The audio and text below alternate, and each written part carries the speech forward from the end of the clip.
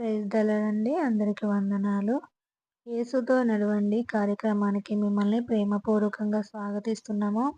మత్తయి సువార్త 5వ అధ్యాయము 4వ వచనంలో దుఃఖపడువారు ధన్యులు, వారు ఓదార్చబడుదురు. ఇక్కడ దుఃఖపడు వారి గురించి వ్రాయబడింది. ప్రభు కొండ మీద ప్రసంగంలో రెండో మాటగా దుఃఖపడువారు ధన్యులు, వారు ఓదార్చబడుదురు. దుఃఖం అంటే ఏమిటి? అంటే ఈ దుఃఖము దైవ చిత్తానుసారమైన దుఃఖము. దేవుడు అంటున్నారు, మీరు మారు మనసుకు తగిన దుఃఖము, దైవ చిత్తానుసారమైన దుఃఖము. ఆ విషయంని దేవుడు ఇక్కడ బోధించడం జరుగుతుంది. అంటే ప్రభువును సిలువ వేసే ఆ సమయంలో అనేక మంది జనసమూహము ప్రభు వైపు వస్తున్నారు. అంతేకాదు అనేక మంది స్త్రీలు కూడా మరి ప్రభు సిలువను వెంబడిస్తూ దుఃఖిస్తూ ఉన్నారు. ఆ సమయంలో దేవుడు వారి వైపు చూసి, మరి యెరూషలేము కుమార్తెలారా, మీరు నా కొరకు కాదు, మీ కొరకు, మీ పిల్లల కోసము ఏడువుడి అని చెప్పడం జరిగింది. అంటే ప్రభు అంటున్నారు, మరి ఈ లోకంలో నేను శ్రమ పడుతున్నాను కాబట్టి, సిలువ వేయబడుతున్నాను కాబట్టి, ఇలాంటి శ్రమల గురించి కాదు మీరు ఏడిచేది, మీకోసమా. మరి ఆత్మీయపరమైన దుఃఖం అంటే మనలో ఉన్న అతిక్రమముల విషయంలో మనం దుఃఖించాలి.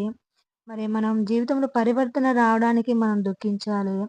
ఆత్మీయ దుఃఖము మనలో ఉన్నప్పుడు, మనలో పరివర్తన చెందినప్పుడు అలాంటి దుఃఖము మనకు మేలు చేస్తుంది. అంతేకాదు మన పిల్లల విషయంలో కూడా మనము అలాంటి జీవితంలోకి వారు అడుగు పెట్టాలని, వారి కోసం మనం దుఃఖించే తల్లులుగా ఉండాలని దేవుడు చెప్పడం జరుగుతుంది. ప్రియ దేవుని ప్రజలారా, మరి ఈ లోకపరమైన ఆశలు, కోరికలు కాదు గానీ, మనం ఈ లోకంలో జీవించడానికి కొన్ని అవసరతల కోసం దుఃఖించవచ్చు.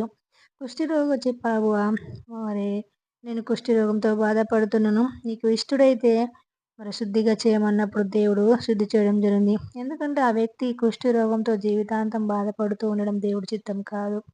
కాబట్టి కొన్ని విషయాలలో మనం దేవుని యొద్ద నుంచి ఈ లోకంలో జీవించడానికి మనం ప్రార్థించి పొందుకోవడం మరి ముఖ్యమే. కానీ మరి అంతకంటే ముఖ్యమైనది దేవుడు ఆత్మానుసారమైన దుఃఖము, మరి మారు మనసుకు సంబంధించిన దుఃఖము, రక్షణార్థమైన దుఃఖము. మనము దుఃఖించినప్పుడు, ఇతరుల కోసం మనం ప్రార్థిస్తూ వారి రక్షణ నిమిత్తం మనం దుఃఖించినప్పుడు, మన కోసం, మన పిల్లల కోసం, మన కుటుంబస్తుల కోసం మనం దుఃఖించినప్పుడు, అది దేవుడికి ఇష్టమైన దుఃఖం.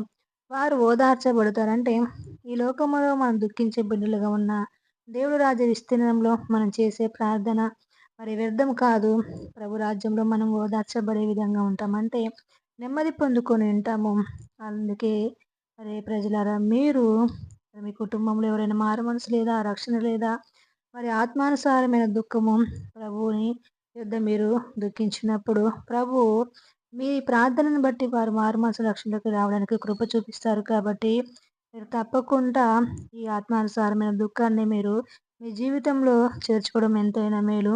మరి ఈ లోకంలో శ్రమలు, బాధలు, ఇబ్బందులు, ఇరుకులు వస్తాయి. కానీ వాటి కోసం ప్రార్థించడం మేలే. కానీ మరి వాటి విషయంలో మనసు పెట్టి మరి ఆశలు, కోరికలు, మరి ఈ లోకపరమైన చింతతో మనం ఉండడం దేవుడి చిత్తం కాదు. కానీ దేవుడి రాజ్య విస్తీర్ణకు మనము దుఃఖిస్తూ ముందుకు వెళ్ళడము ఎంతో మేలు. దైవ చిత్తానుసారమైన దుఃఖం అది మారు మనసును, రక్షణను కలిగిస్తుంది. కాబట్టి మనము మరి అలాంటి దుఃఖించడం ఎంతో మేలు. మరి దేవుడు అంటున్నారు, ఇప్పుడు మీరు దుఃఖించుతున్న మీరు మరి సంతోషిస్తారని చెప్పడం జరుగుతుంది. అవును, మనం ఇప్పుడు దుఃఖంతో మన జీవితంలో మరి సాగినప్పటికీ మరి సంతోషకరమైన దినంలోకి అడుగు పెట్టడం అనేది జరుగుతుంది. దుఃఖిస్తూ ప్రార్థన చేస్తూ మరి కన్నీరు కార్చుకుంటూ ప్రార్థించినప్పుడు, ఆ కన్నీరు అనేది దేవుడు ఒక దృష్టిలో ఎంతో విలువైనవి, ఆయన బుడ్డిలో దాచబడి ఉంటాయి. కాబట్టి మరి ఈ లోకంలో సంపాదించుకునే ధాన్యం కంటే వారు కన్నీటితో విత్తువారు సంతోషంతో పంట కోస్తారని, కన్నీటి అనేది దేవుడి దృష్టిలో ఎంతో విలువైనది. అది మన పరలోకంలో ఎంతో గొప్ప ధన్యతను తెచ్చిపెడుతుంది. మనల్ని దేవుడు ఓదార్చే వారిగా మన జీవితం ఉంటుంది. కాబట్టి ఈ వాక్యం చూస్తున్న వాళ్ళు ఎవరైనా మీకోసం, మీ కుటుంబస్తుల కోసం ప్రార్థిస్తూ దైవ చిత్తానుసారమైన దుఃఖంతో మారు మనసు రక్షణలోకి అడుగు పెట్టాలని కోరుతూ, ఈ కొండ మీద ప్రసంగాన్ని ప్రతి ఒక్కరూ మరి సాధన చేయాలి జీవితంలో. అలా చేసినప్పుడే దేవుని యొక్క దీవెనలు మనం పొందుకోగలుగుతాం. ఈ వాక్యం మీ వినికిడిలో దీవించబడును గాక. ఆమేన్.